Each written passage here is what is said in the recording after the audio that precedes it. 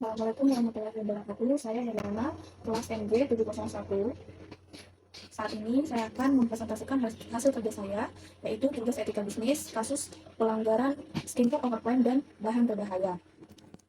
Lalu langsung saja untuk materi presentasinya. Yang pertama, pandangan tentang praktik overclaim dalam industri skincare. Yang kedua, identifikasi masalah etika bisnis, nilai yang diabaikan, dan dampak terhadap konsumen. Yang ketiga, rekomendasi agar sesuai dengan etika bisnis, langkah konkret untuk memastikan bahan aman untuk meningkatkan tanggung jawab perusahaan. Yang keempat, peraturan pemerintah yang relevan. Dan yang kelima, outcome yang diharapkan. Pandangan tentang praktik overclaim dalam industri skincare. Menurut saya tidak setuju sama sekali dengan praktik overclaim yang dilakukan beberapa brand skincare. Karena menurut saya ini bukan cuma soal marketing yang berlebihan, namun sudah masuk ke ranah penipuan konsumen. Dari artikel liputan 6, Dr. Deka Hartono menunjukkan contoh nyata ada serum yang mengklaim kandungan retinol 2%. Ternyata cuma 0,0017%. Itu beda jauh. Hampir tidak ada efeknya sama sekali. Yang membuat miris, harga produknya tetap mahal, padahal isinya hanya air plus pewarna, kata salah satu komentar netizen. Menurut teori utilitarianisme, Bethan and Mill, suatu tindakan itu etis kalau memberikan kebahagiaan terbesar untuk jumlah orang terbanyak. Overclaim justru sebaliknya, cuma menguntungkan perusahaan, keuntungan besar, tapi merugikan banyak konsumen. Uang habis, kulit tidak membaik, bahkan resiko kesehatan. Jadi dari sini overclaim itu jelas tidak etis. Selain itu, teori deontologi kan juga bilang bahwa kita punya kewajiban moral untuk jujur. Produk yang palsu itu melanggar kategorikal imperatif. Kita nggak bisa menganggap penipuan ini sebagai universal law, karena kalau semua perusahaan bohong, sistem pasar akan kolaps dan tidak ada yang percaya lagi. Saya juga melihat ini dari perspektif stakeholder teori atau finance. Perusahaan punya tanggung jawab bukan cuma ke shareholder atau pemilik, tapi juga ke stakeholder lain, terutama konsumen. Overprime berarti perusahaan mengabaikan kepentingan konsumen demi cuan pribadi. Apalagi, Dr. Deka bilang beberapa owner brand itu justru suka pamer fakta di medsos, padahal uangnya dari tipu rakyat kecil yang beli produk murah mereka. Kemudian berikutnya, pelanggaran etika bisnis.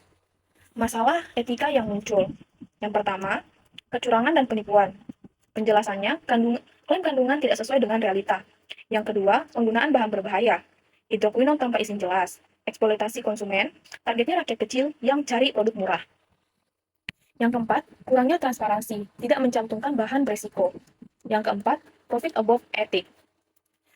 Prioritas cuan dibandingkan keamanan konsumen. Nilai atau prinsip etika yang diabaikan. Kejujuran, klaim palsu, yaitu sama dengan bohong. Tanggung jawab sosial, tidak peduli dampak kesehatan masyarakat. Keadilan, konsumen bayar mahal untuk produk yang nggak berkualitas.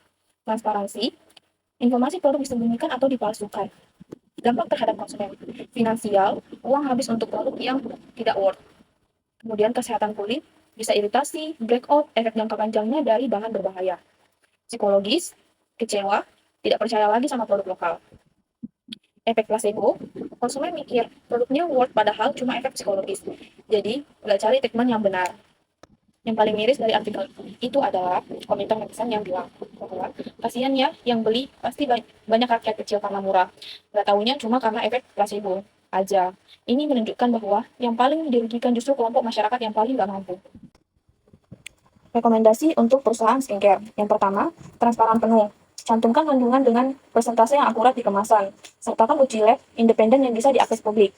Jangan pakai bahasa marketing yang menyesatkan. Kemudian yang kedua, R&D yang proper. Investasi ke penelitian dan pengembangan produk yang beneran efektif. Kolaborasi dengan dokter kulit atau ahli kosmetik. Uji klinis sebelum produk diluncurkan. Yang ketiga, kompliansi yang ketat. Pastikan semua bahan yang dapat izin dari BPOM. Hindari bahan berbahaya seperti hidroquinone tanpa resep dokter. Lakukan audit internal secara berkala. Kemudian selanjutnya yang keempat, edukasi konsumen. Kasih informasi yang jujur tentang kapan produk bisa kasih hasil. Jangan janji cerah dalam 7 hari kalau faktanya butuh 3 bulan. Buat konten edukasi soal skincare di media sosial. Yang kelima, sistem feedback. Terima kritik dan saran dari konsumen dengan terbuka. Kalau ada komplain, tanggapi dengan cepat dan tanggung jawab. Tahu produk kalau memang ada masalah. Dengan langkah-langkah ini, perusahaan tidak cuma jualan, tapi juga membangun trust jangka panjang. Menurut teori Virti Etik, perusahaan yang punya value seperti kejujuran, integritas, dan tanggung jawab akan lebih sustainable dibandingkan yang cuma fokus profit jangka pendek. Peraturan pemerintah yang relevan.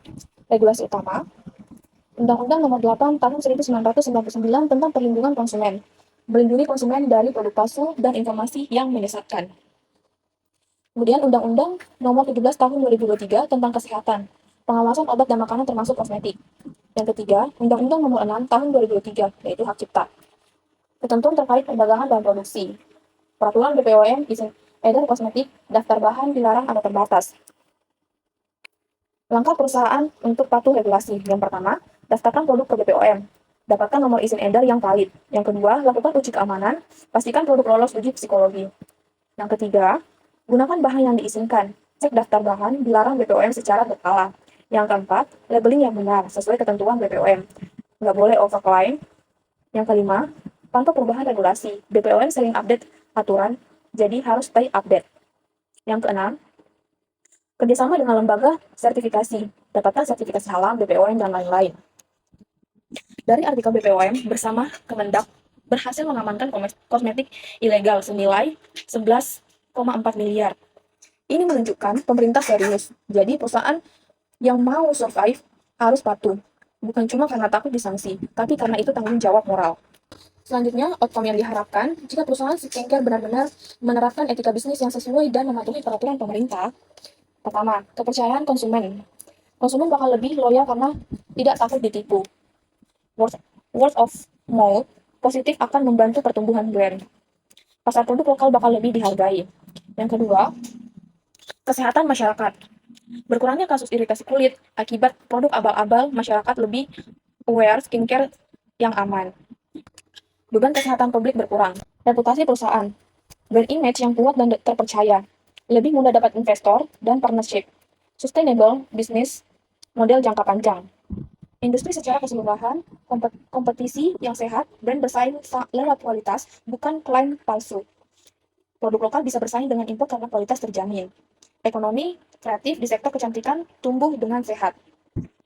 Selanjutnya, kesimpulan pribadi saya pikir industri skincare Indonesia punya potensi besar, tapi sayangnya dimanfaatkan oleh oknum yang cuma mikir keuntungan sendiri. Sebagai calon praktis bisnis, saya belajar bahwa etika bukan cuma teori di kelas, tapi harus diaplikasikan. Bisnis yang etis mungkin nggak langsung kaya, tapi pasti lebih sustainable. Lagi pula, tidak ada yang lebih berharga dari kepercayaan konsumen. Sekian persentase dari saya. Terima kasih atas waktunya. Assalamualaikum warahmatullahi wabarakatuh.